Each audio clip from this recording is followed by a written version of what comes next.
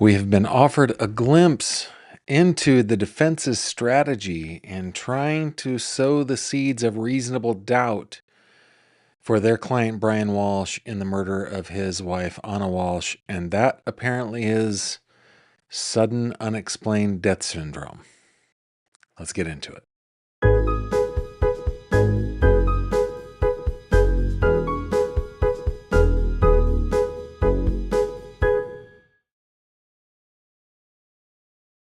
This video contains mature themes and discussions intended only for adult audiences. Viewer discretion is advised. Well, hello there, my friend, and welcome back to another true crime conversation with me, Gavin Fish. Thank you very much for being here. It's odd to be here at this time, 6 p.m. Eastern, but this is our new time slot. I'm running a couple minutes late just because I had to rush to get everything ready tonight and didn't do a terribly good job at it, but we're going to do our very best to finish by 7 p.m. so that our friend Josh can take it from there. And I'm sorry, Joel take it from there, and then Josh afterwards. So thank you very much for being here. Thanks so much for remembering me. Glad to be here. Of course, today we are talking about the case of Anna Walshe. Anna Walshe was, Anna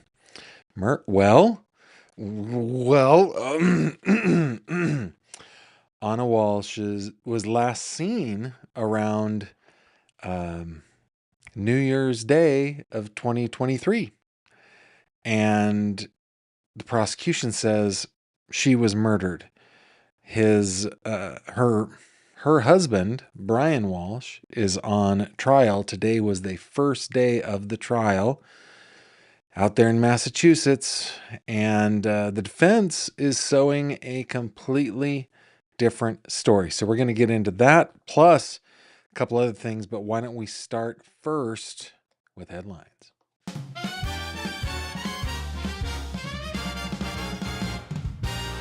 True crime headlines.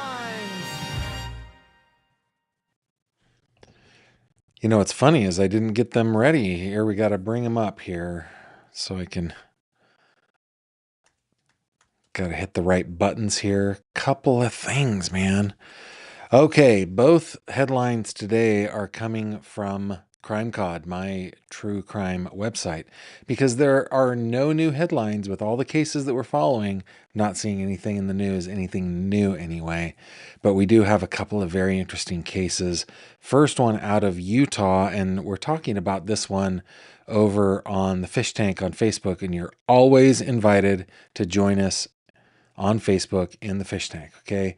Headline, this is brought to us by Kate Bird.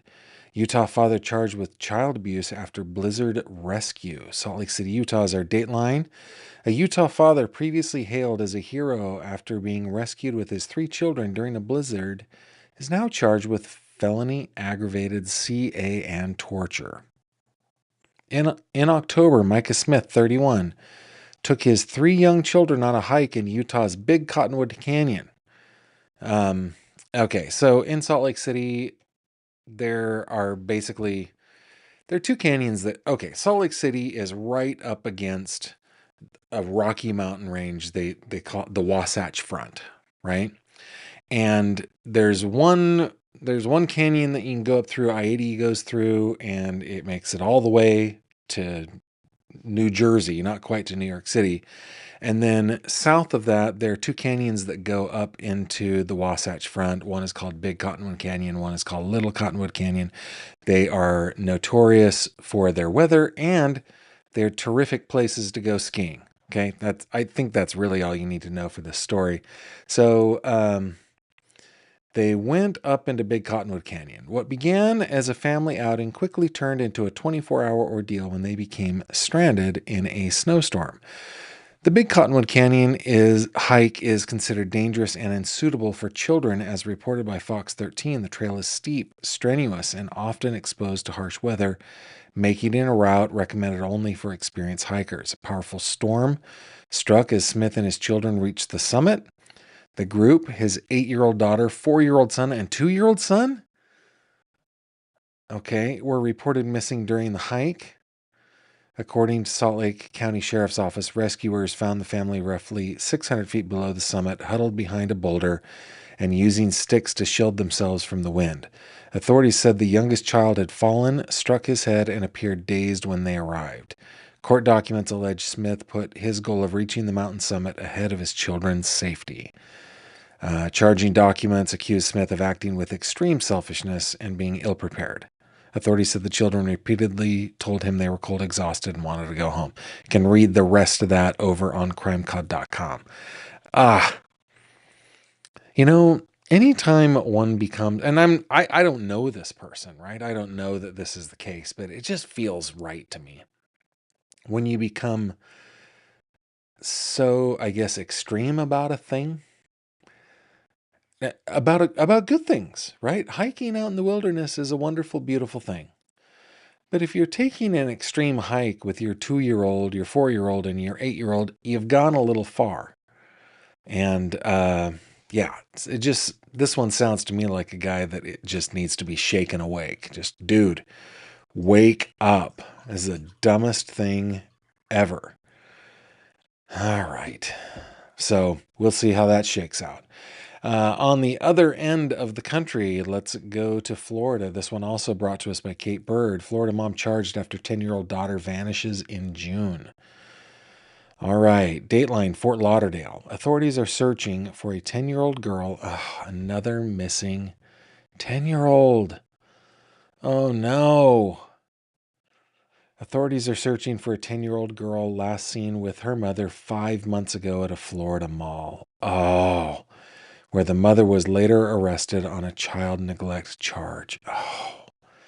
Gabrielle Patricia Torralonga, 10, was reported missing in late October by her father, Gordon Terralonga, and I'm sorry for butchering names. He filed the report after learning that the girl's mother, Pasabianca Davis, had been arrested on unrelated charges. The child was last seen on the evening of June 30th, getting off a Greyhound bus with Davis, 34, at the Florida Mall in Orlando. Police reported the girl's father told police he had not seen his daughter since May, as per an arrest report obtained by CBS News. Oh. Davis was taken into custody on October 17th in Margate on suspicion of shoplifting. You're taking your 10-year-old? Oh no, I don't know. No, this is a different time, of course. This is many months later. Online court records show she was charged with unlawfully using a false name and resisting arrest. So yeah, she refused to identify. Oh, FBI is searching for missing Gabrielle. Here's a little picture of her right here. My goodness, these are heartbreaking. Reminds me of like Melody Buzzard, right? Like, of course, with Melody, Ashley is just,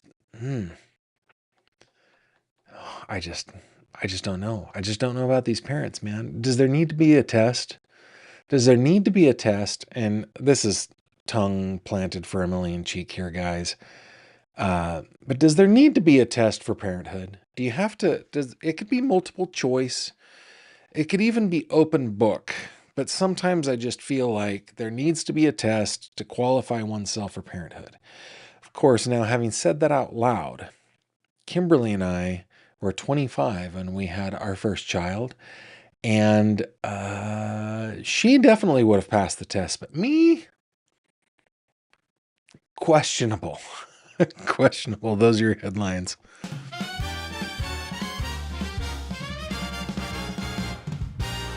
True crime headlines. Pow! All right, guys, let's get back to the case at hand. Today was the first day of the trial of Brian Walshe and the murder of this lovely woman, Anna Walshe. Brian is accused, well, he was facing 3 charges. Okay. First charge, number 1, criminal homicide or first degree murder, however they say it and however they file it in Massachusetts. So murder. Number 2 was lying to police. And number 3 was improper disposal of human remains. Now, surprisingly, as you guys know, he pleaded guilty to the first 2, not the big one. Actually, I had the big one here, right? He pleaded guilty to the second 2 in my little count there. He said, yeah, I did dispose of her body. I definitely did that. And yeah, I did lie to police about it. But what I did not do was I did not kill my wife, Anna Walsh. And prosecutors are saying nay, nay. They have a different idea of what happened than what the defense has. So what I thought we would do today, besides looking at pictures of Brian and Anna Walsh, is let's just talk about the trial today. A couple things that happened in the trial today. I want to play for you the opening statement by the defense. Okay? I'm just going to characterize and summarize the opening statement by the prosecution, but I want to watch. It's about 20-ish minutes long. Let me look over here. I'd have to bring it up this way. So it is about 23 minutes and 30 seconds long. And I want to, I just want to watch it. Now I've bumped up the audio a little bit so we'll be able to hear it better. But let's start with what prosecutors said, okay? You know what I should do? I should just show you my notes, okay? Here are my notes. There are two competing narratives between the prosecution and the defense over what happened to Anna Walsh. The prosecution is saying Brian murdered Anna. He did it after the New Year's party. And then after he did that, he endeavored to cover it up. The evidence that he endeavored to cover it up is that he was seen on video in two different stores, a Lowe's and a Home Depot. He was buying tools. He was buying cleanup supplies. Then he was seen on video at different dumpsters. They were able to track him. And the search of the dumpsters later yielded some physical evidence on his clothing, her watch, a hacksaw with her DNA, a Tyvek suit, and other items. And then, of course, they pointed to the Google searches on one of the children's tablet that included searches about how to get rid of a body, how to dismember a body, how to be charged with, is it possible to be charged without a body ever being found? And then they said Anna's phone pinged near the house long after she supposedly left to go back to DC on a work emergency, and prosecutors urged the jurors to use their common sense. Now, here is the problem with that. And this is just my opinion, and it's my show, right? I can have an opinion. By the way, if you disagree with me, which I'm happy to entertain your disagreements. I'm totally cool with that. I love them. Okay? Put GF in your comment so that I can get my attention, and hopefully our technology is going to work today. On Friday, I couldn't bring up your comments on the screen for some reason. Okay. So the problem, according to Gavin Fish, is that in the immortal words penned by some screenwriter whose name I do not know, but delivered by the incomparable Tommy Lee Jones in the classic movie, Men in Black, he said, "A person is smart, people are stupid." And I find that to be so true. Asking a jury of 12 to use common sense is, you're just not going to get there. I maybe I'm jaded. I'm a little, I don't know. I don't know what the word is. I guess cynical, right? Having served on a jury and having done the whole, it was a jury on a murder case, by the way, having done the whole deliberation process, there's just no common sense. So there's a problem. And I feel like, I don't know, I hope I'm wrong. But it feels like that's a flag from the prosecution saying, we don't have a lot here. But if you see the evidence and you see 2 plus 2 plus 2 plus 2, you should reach 8. However, I think people just aren't all that good with common sense math. Anyway, okay, so that is basically what they said. We got the Google searches. We've got her phone pinging near the house. We've got the videos. We've got the physical evidence, her clothing, her watch, her DNA, a Tyvek suit, right? Just tons and tons of evidence. They talk about an affair that Anna was having, and they point that, well, I don't know that they pointed it to motive, but they set it up as it's the affair that is the motive for Brian Walshe killing Anna Walshe. Now, the defense says something completely different. The defense says this is a sudden, unexplained death. It happens in infants, it happens in people of varying ages. Nobody knows why it happens. It just happens. And Brian panicked. Brian panicked. Therefore, he lied to investigators, and therefore he made some disturbing purchases, and therefore he cut up her body, and therefore he went to several different areas to dispose of her body. And I don't, people with common sense aren't going to buy that. But once again, I don't have a lot of confidence in the common sense of people. Groups of people, of individual people I do, but groups of people. I panicked, so I chopped her up.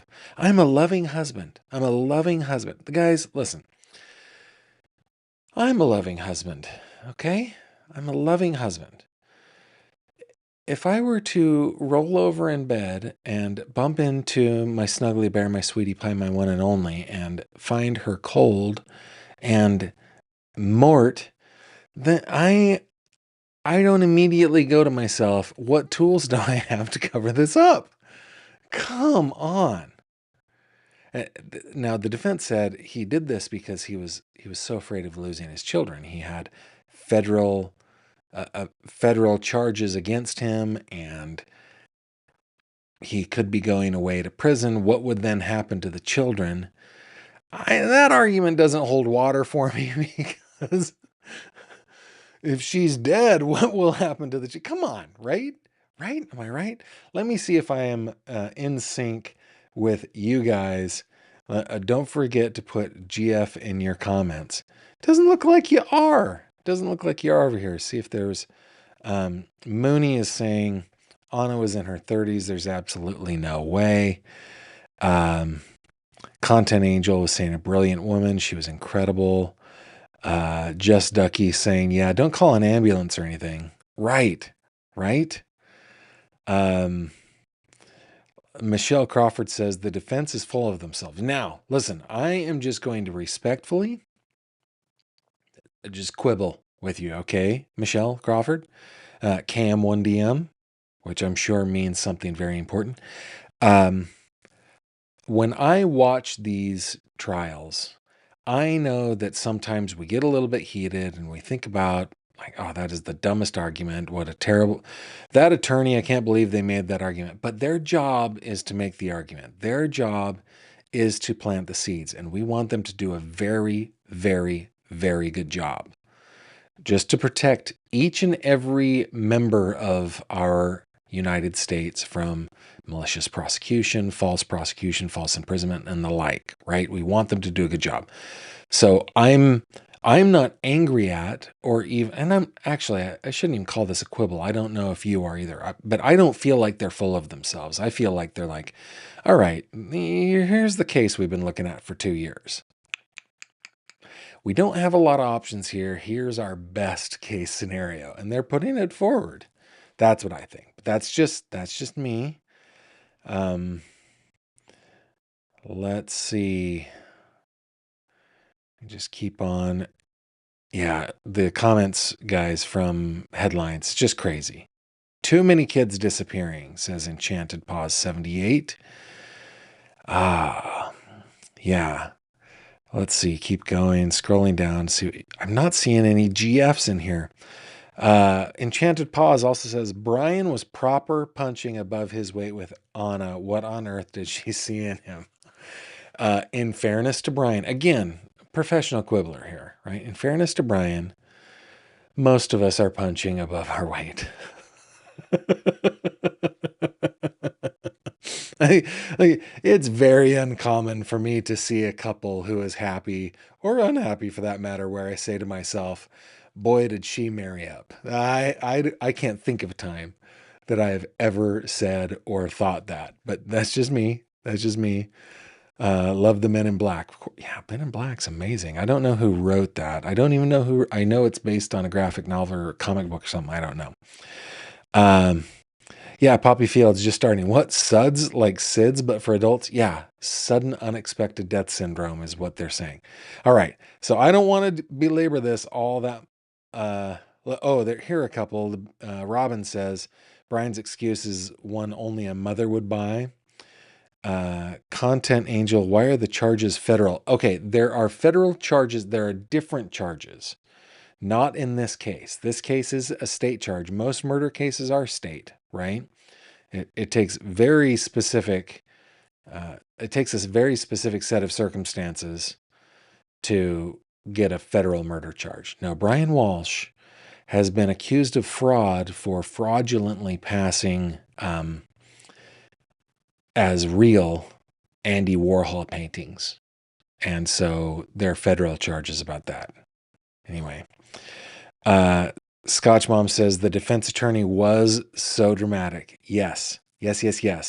Michelle Crawford says, I completely agree about the defense. No quibbles here. I just think they're trying to pull something from nothing. I think that's all they got. I honestly think that's all they got. Thanks, Michelle. Yeah, and Cooler by the Lake, all defense needs to do is convince one juror of reasonable doubt. Scary. And the scary part of it, Cooler by the Lake, is that the idea of reasonable doubt as a legal doctrine is actually quite difficult to wrap your head around, one's head around. The plural your, I guess, no, what am I trying to say? The inclusive your. Right? For all of us, even for attorneys, it's very difficult to communicate what reasonable doubt means. Reasonable doubt, by the way, means that given a reasonable person, even I, and I've heard this explanation a million times, I have a hard time describing reasonable doubt.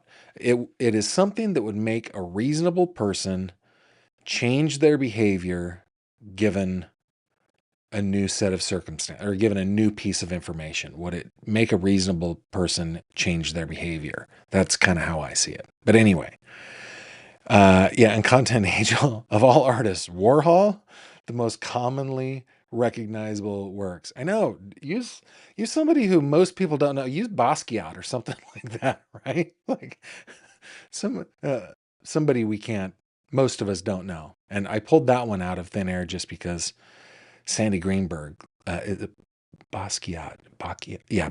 She loves Basquiat. Anyway. And then here we go. Teresa Robinson, no reasonable person would dismember a person if truly there was an unexplained death. I agree. So let's go to my plan. And we are going to watch this 23-minute clip together. Now, for those of you who have not been around me for a while, I do interrupt from time to time. I'll pause it and interrupt from time to time. But for the most part, we're going to go ahead and watch it. I have bumped up the audio so it's a little louder. I hope those of you who are wearing earbuds, maybe put the volume down just a little bit. It's just that the attorney walks back and forth and it's really hard to hear him. So here we go. Now we'll hear from the defense for the opening statements. Attorney Tipton. Thank you, Your Honor.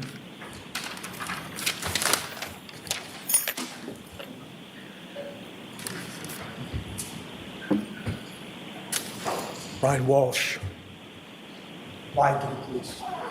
Lied to him on January 4th, lied to him on January 5th, lied to him on January 7th.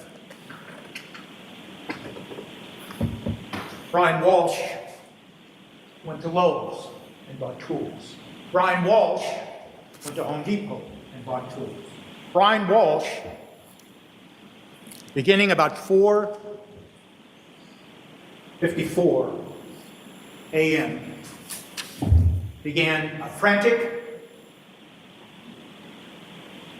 and tragic search that you'll hear about. Yeah. You'll hear the evidence of that.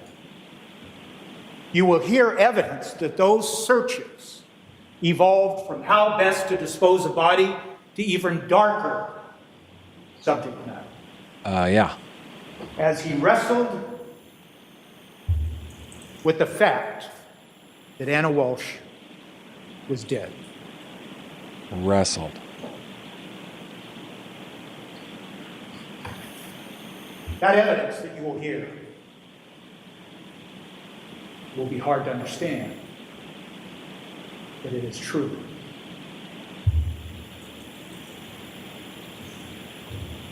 On January 1st of 2023,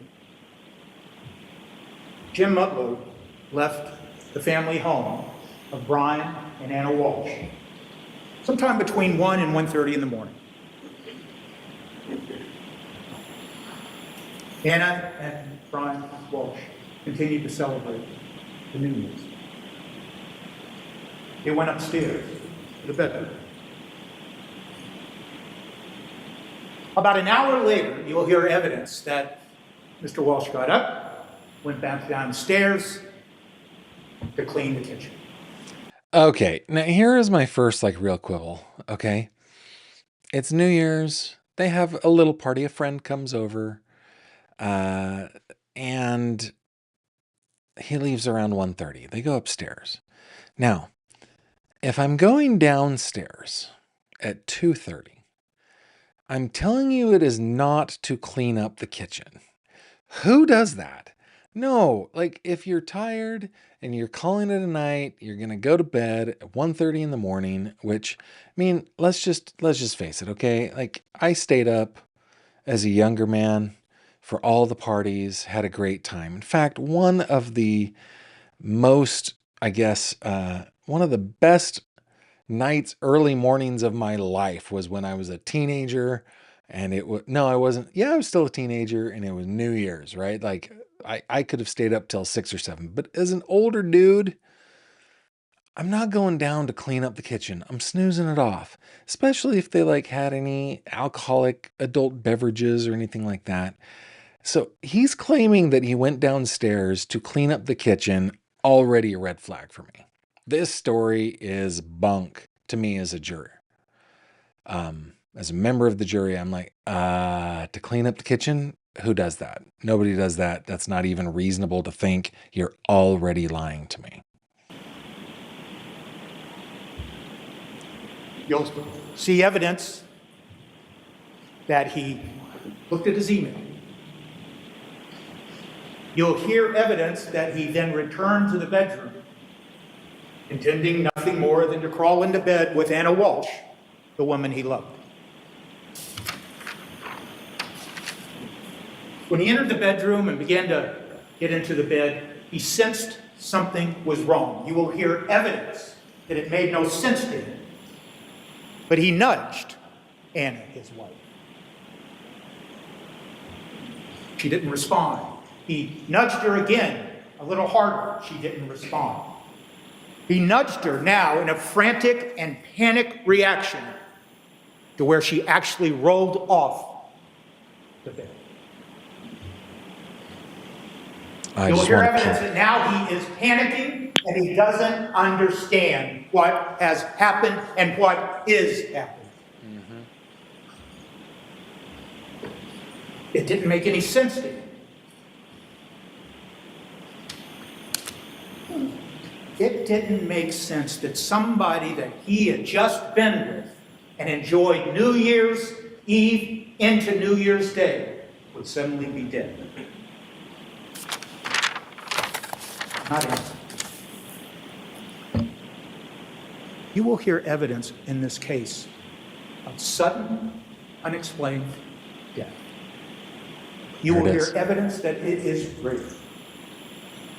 You will hear evidence that it happens in young people and old people. You will hear evidence it happens in male and female. You will hear evidence it happens during the day and during the night, that it happens to trained athletes. You will hear evidence that it can be the result of both mechanical and or electrical problems within the body. You will hear evidence that it might be cardiovascular, pulmonary, neurological, or other reasons. You will hear evidence that it occurs in people who have never manifested a symptom that something might be wrong. And in fact, you will hear evidence that sometimes the first manifestation that something is or was wrong with someone is the sudden, unexplained. Okay, so I don't have a problem with any of this. Yeah, people die. People die suddenly and unexplained. In fact, one of our viewers tonight said a family member died at 21 of what they called SIDS, right? I don't have any problem with that. It's when you get to the choppy part that I'm like, right? So this just seems like superfluous bloviation to me. That's the evidence you will hear in this case. Sudden unexplained death is known within the medical community and the forensic community. But it is to this day not well understood, and that is the evidence you will hear. And it is not well known to non-medical professionals. And you will hear evidence. Brian Walshe never imagined somebody suddenly die. To me, this is just establishing the curtain, right? This is a sideshow. This is a curtain, and the next thing he's going to be saying is, "Pay no attention to the man behind the curtain." Right? It's like, yeah, I got it. We all believe that we are all humans. We all know people who have just died, no reason. I know a kid that I know he's a good kid. He's a man now. He has a daughter, him and his wife have a daughter and everything. But when he was a little boy, he asked me if I ever knew his dad. Yeah, I knew his dad. And his dad just dropped dead one day in front of my sister and a couple of other people. So yeah, we all have those experiences, right? But I don't think anybody's arguing about this. Again, it comes to the choppy part. And I hope that the jurors have the common sense to say, who cares about this part? Talk to us about the choppy. 1 hour he's with her, he cleans the kitchen, he comes back up, and she is dead. You will hear evidence in this case that Brian Walshe and Anna Walshe loved each other. Yes, there was stress in the marriage. Stress born out of a simple problem that took its toll. A simple problem? A pending federal case that had begun in 2018 and was still going forward. And what happened was, over time, Anna Walshe got a job in D.C. with the support of Brian Walshe. It was a huge stepping stone in her career. It paid twice the salary. And they talked about it. And you will hear evidence that they had to make a decision. Brian could not leave Cohasset because of the pending federal case. So who would take care of the children? Well, Anna worked in D.C. Brian would. And he did. There was stress in commuting back and forth between D.C. and Cohasset.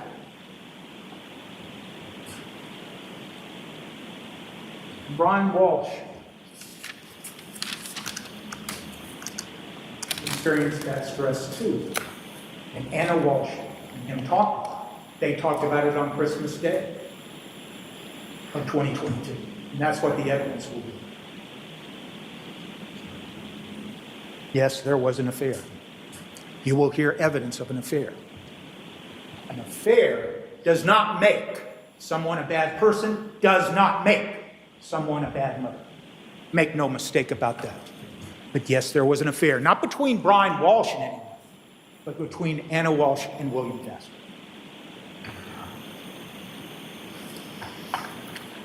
The evidence in this case.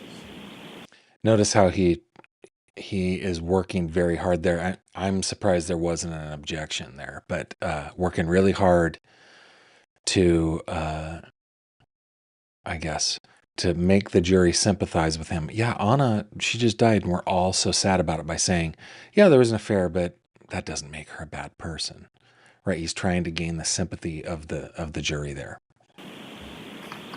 Will be that Anna Walshe did everything she could to hide that affair.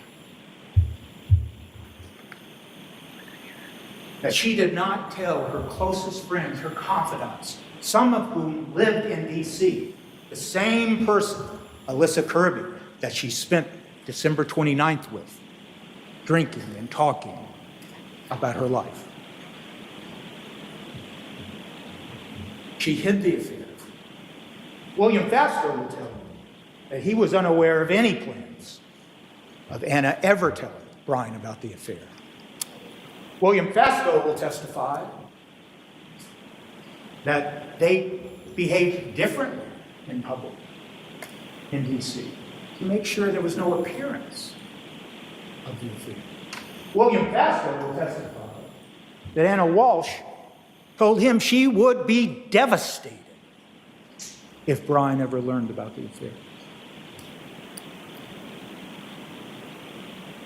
Brian Walshe didn't know about the affair. He did know.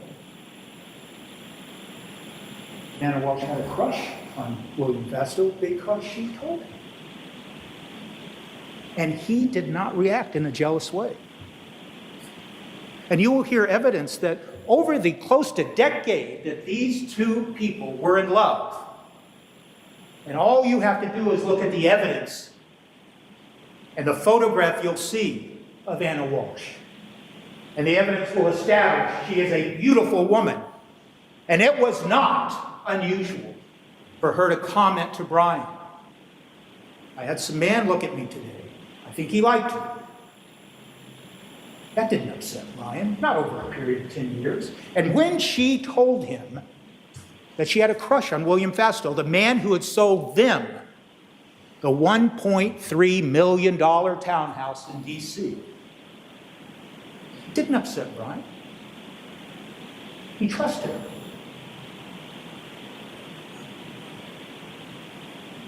In fact, you will hear evidence from Alyssa Kirby that Anna Walshe told her, I wish he would be jealous.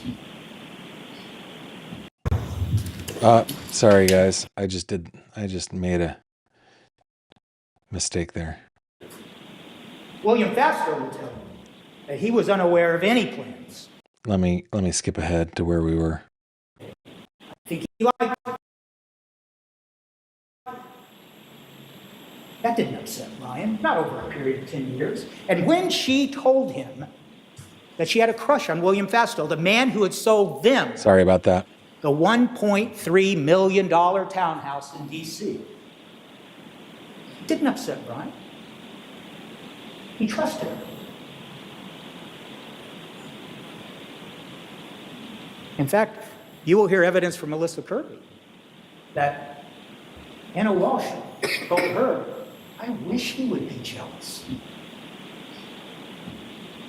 So he's trying to, I guess, refute the motive idea, right? That it was the affair that was the motive.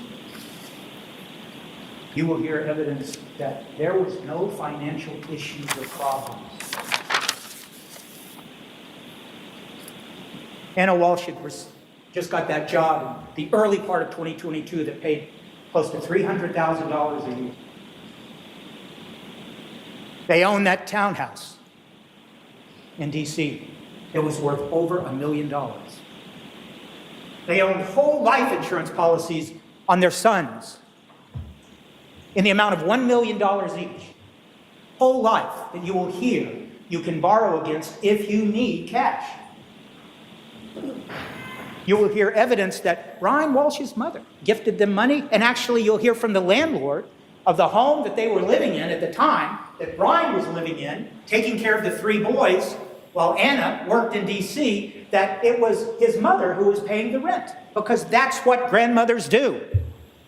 I wish my mom did that. There was no financial problems here. They owned investment property in Massachusetts.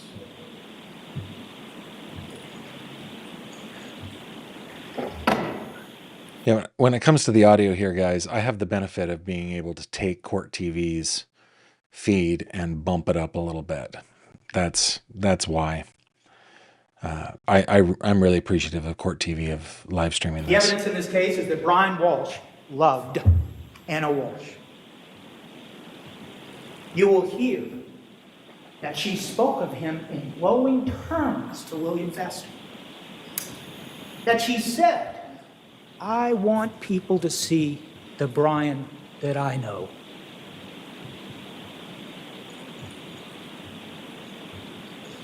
You will hear how she talked about her relationship with Brian with Alyssa Curry. And notwithstanding the fact that Anna Walshe was having an affair, she described their relationship as open and honest.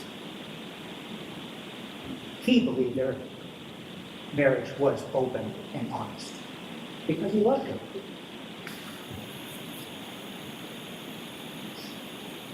You will hear how she described Brian as her best friend to her friend Alyssa Curry.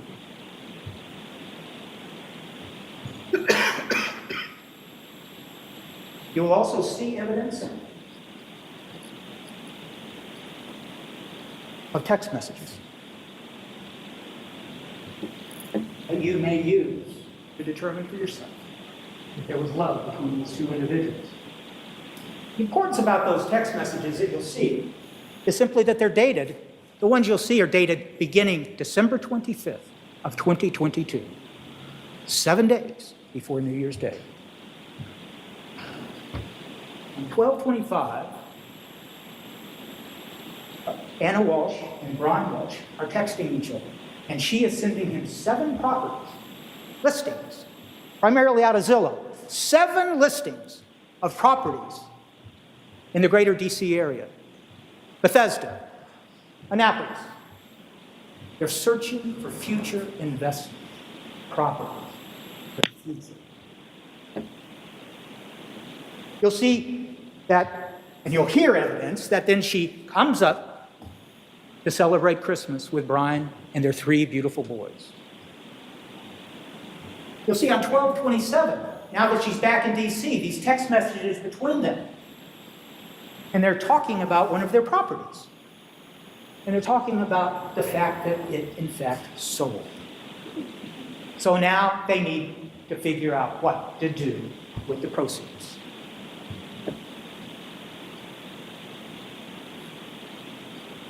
You'll see on 12/28, text exchange between Brian Walshe and Anna Walshe. Now, she's back in D.C. She's not feeling well. Yes, but what He's about the telling choppy Brian, sir? I don't feel well. So I'm going to stay at home and work at home today in D.C. And they joke. And on the text, Brian says something like, "Well, I guess I'll have to get you a plunger." Anna responds, "I'll tell you what. I'll buy the plunger. You buy me that Porsche." Why? Because Anna Walshe wanted a Porsche. And what you see on that text exchange, I also right want a after Porsche. she says that, is you'll see postings that he sent to her. I also want a Porsche, but I pronounce it Porsche. If anybody in my viewing audience or listening audience would like, you can just go to the support page on my. In fact, I should just put up there a link to a Porsche that you could buy for me if you want. This is a different world, man. Different world. Of the Porsches he'd been shopping for the woman he loved. And you'll see in his medical that he was shopping for Porsches because she had asked for one. Because she earned the money for one. On 12/29, you'll see a text exchange between them where they're talking about a 3-story brownstone that she had found that maybe they'll buy for investment. And you'll see the text references to how much it cost, the square footage it's up and below. You'll see text exchange between them where they're talking about possible renovations in the future. They are talking about the future. And this is on 12/29. And then on 12/30, Simple texts between them about her catching her flight from D.C. to get to Cohasset for New Year's. She texts them, I've landed. And what you see in those text messages are she begins to send Brian pictures of her playing with the boys now that she's reunited with her 3 beautiful boys again. And then you see 7 pictures sent by Brian Walshe back to Anna, taken of her playing with the boys. And how do they sign off these texts? You'll see them. Brian says, I love you. I love you. Anna Walshe says, love Chop, chop. you. I love you. Chop, chop. We've come full circle in this opening, and now we're back to New Year's Eve. And Jim Mutlow, the family friend, is invited by Anna to come to the house to celebrate New Year's Eve. You'll hear evidence that he was thrilled. He was thrilled to be with 2 people he'd known for years, but he hadn't seen in some time. He knew their kids, 3 beautiful boys.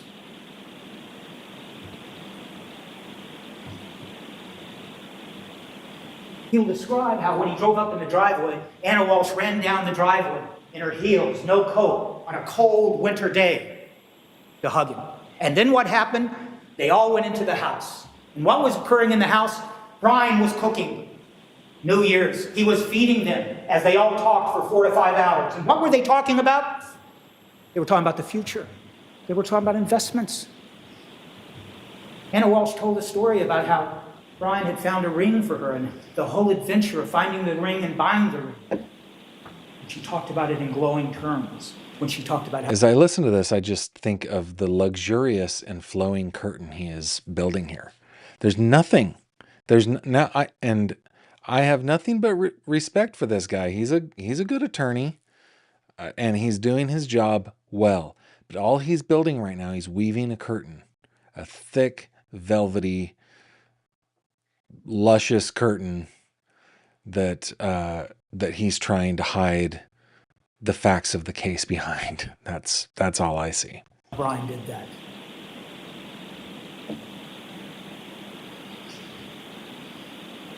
Mr. Mutlow will describe that for the 4 or 5 hours that he was there, he saw no problems between them. He said that Brian was happy and Anna was happy. He described the atmosphere as jovial, festive. He described it as loving.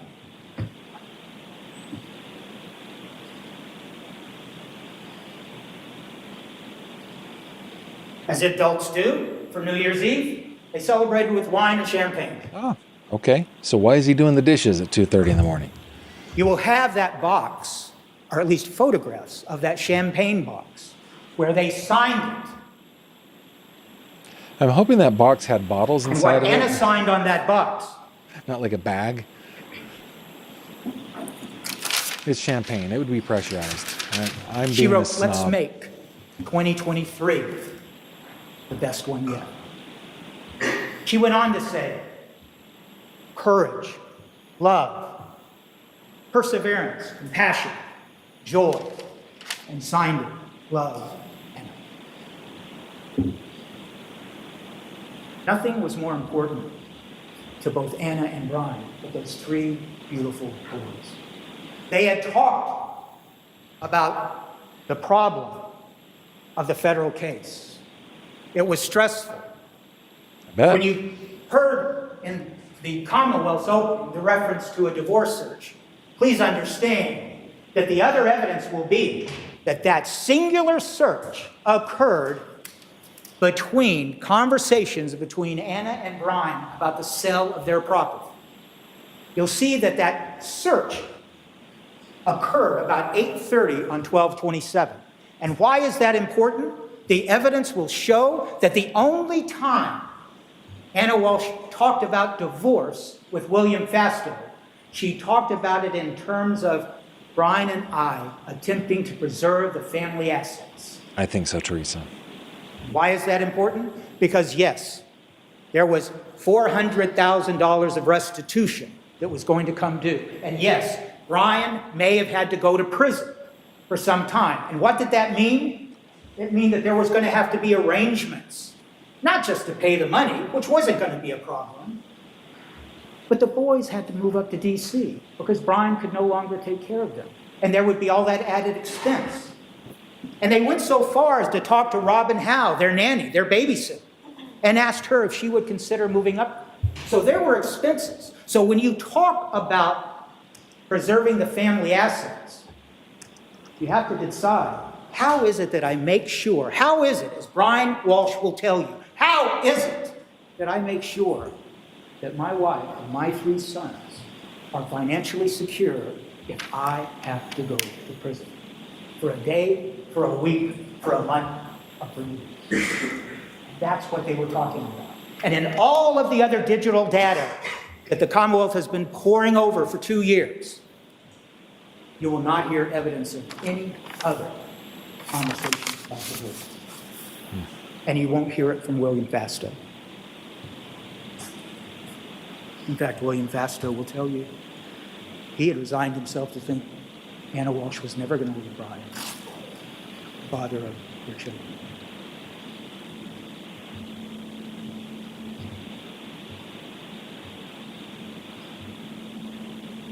Jim Mutlow left around 1:30.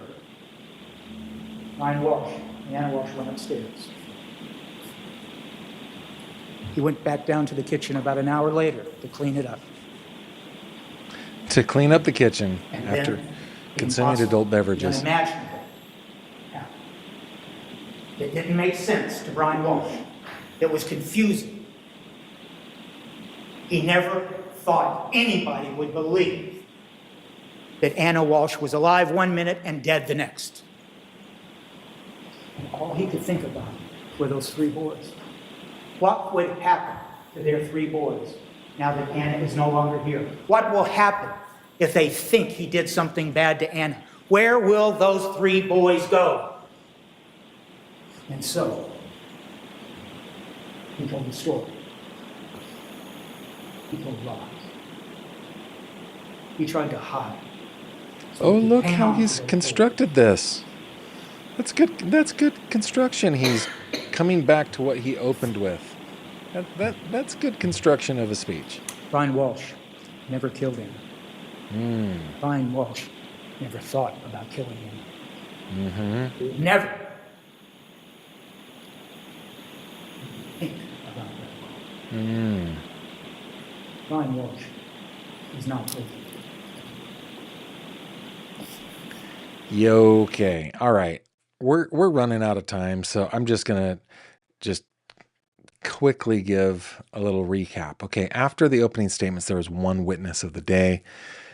His name was Officer Harrison Schmidt. He started to talk the jurors through, the evidence layout of the home, items they saw in the basement, plastic sheeting in the car, phone pings, travel bags, boots, on his typical habits, timeline of interviews and searches. He'll continue to testify tomorrow. The jury did hear about the $1 million life insurance policy on Anna, plus about $200,000 in her accounts. The state is saying that goes to motive, as Brian was under financial strain. I don't know. So the main 4 points. Well, the main points is like, whatever. The main thing that the prosecution is pointing to is the purchases, the searches, the dumpster evidence, the affair, and the life insurance side of things. The defense is like, no, she just died suddenly and without explanation, and he panicked. That's what it boiled down to. So tomorrow, day 2, we will continue with Investigator Schmidt's testimony, and that's kind of where we are today. Now, I've been going through your comments during this whole thing, and we're running out of time because I want to end by 7. So let's get into 3 questions, shall we? It's 3 questions with Gavin Fish. Pow! Okay, so what button? Let's bring it up. Let's bring up the 3 questions. In this segment, you guys can send me questions any questions you want. Everything's on the table. Nothing's off the table. Email me 3questions at gavinfish.com. It's spelled out THREE questions, plural, at gavinfish.com. Question number 1, real quick. When do you think there will be charges for Anna Kepner's murder? I think it'll come pretty soon. I think they're building the case. It's a federal case. I think they're probably going to wait for things like toxicology and stuff like that to come back. But I think charges, I'm going to say January. That's what I think. And it seems like forever, but that's what I think is happening. I think they're not worried about that kid skipping town. I think they know where he is. I think they're probably keeping a close eye on him. And they're building their case, one that will convince a judge that there's probable cause not only to arrest him, but to hold him. That's what I think. Question number 2. Oh, this is from last Friday, just saying, please tell us a favorite memory. So I got it again from the same person. Please, please, please tell us a favorite memory. So I did prepare one. I feel like I'm rushing on this, but I want to show you a photo. Okay. Let me bring it up right here. Hopefully you guys can see it. That is a photo of my snuggly bear, my sweetie pie, my one and only Kimberly Compton Fish, standing in front of a rental plane, holding our first child. It's very low resolution because I think I had a 1 megapixel camera at the time. But yeah, what happened that day, Gracie is maybe, I don't know, 2 months old, something like that. Living in Northern California in our first home. We had moved into our first home at the end of October of 2000. She was born December of 2000. She's a Christmas baby. And then, so maybe this was January, February. I don't remember. But I went into work and everybody looked at me funny for being there. And then because I had not been there the day before. And it turns out that I had been laid off the day before and they didn't tell me. They're like, Gavin, we need to talk. And I got laid off from my job, which was a very good paying job right at the beginning of the .com bubble bursting. I was very grateful for that job. But so I drove to work. I was happy. About an hour and 15 minutes later, I come back to our home in Carmichael. She's like, what's going on? Like, I got laid off today. And she goes, what do you want to do? I said, I want to go flying. And my wife does not like flying, by the way. She gets motion sick. But she packed up the baby and in the car we went down to the airport where we hopped in. I think this is a 935 Sierra Tango, one of the very first 172s I ever flew. And 953 Sierra Tango, I think is what the end numbers were on that one. And we flew for about an hour until I was able to calm down. And she was able to keep everything down. And Grace just fell asleep in the back. So there it is. I gave you please don't ask me just for memories. Okay. That's too hard. That's very, very hard. Okay. And last one. What's the strangest detail in any case you've covered that nobody else seems bothered by except you?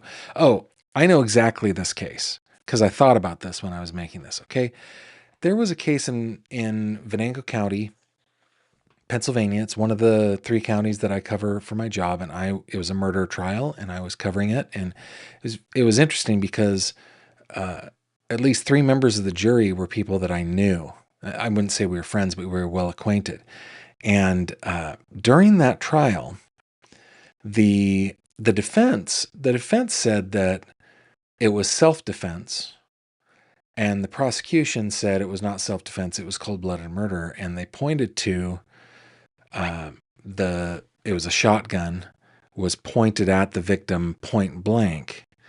And the medical examiner, the pathologist, he worked for the coroner's office, but the forensic pathologist testified that the barrel of the gun was 6 to 10 feet away from the victim. which is not point blank. And it was like he wasn't supposed to testify to that. The prosecutor, the DA, kind of was like, and it just went right over the jury's head. The testimony from the forensic pathologist was helpful to the defense. In the end, though, he was convicted of murder. And I'm sorry we had to rush through it, but there we are. It's three questions with Gavin and Phil. Bum, bum, bum, bum, bum, bum. Ba-da. Hey guys, thanks for joining me tonight at this strange hour, 6 p.m. Eastern rather than 7:30, but this is when we are going to do it from here on out, and I'm grateful for your flexibility in that. Remember that you can always reach me over on my old website, gavinfish.com, which I'm bringing up right now.